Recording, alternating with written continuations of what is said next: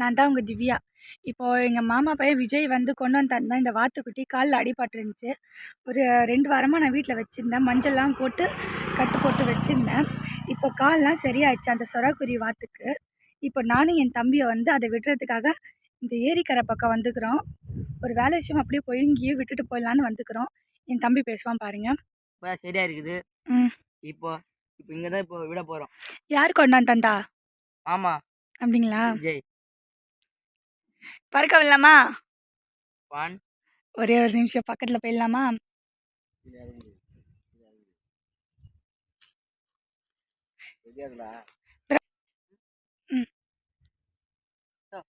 பறக்க விட போறீங்களா?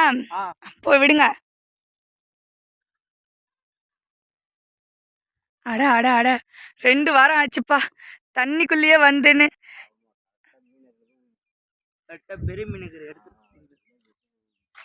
2 வாரம் ஆச்சு. வீட்டில் எதுவும் சாப்பிட மாட்டேன்ட்டுக்கு.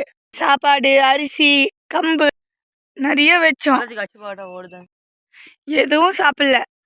கால் சரியாகிற வரையும் எதுவும் சாப்பிடல. அடேங்கப்பா. இப்போ நினைக்குது என் இடத்துக்கு நான் வந்துட்டேன்னு. ஆண்டி அவங்களுக்கு சந்தோஷமா? சந்தோஷம். எனக்கு அதுக்கு மேலே சந்தோஷம். அண்ணா உங்களுக்கு ஓகேவா?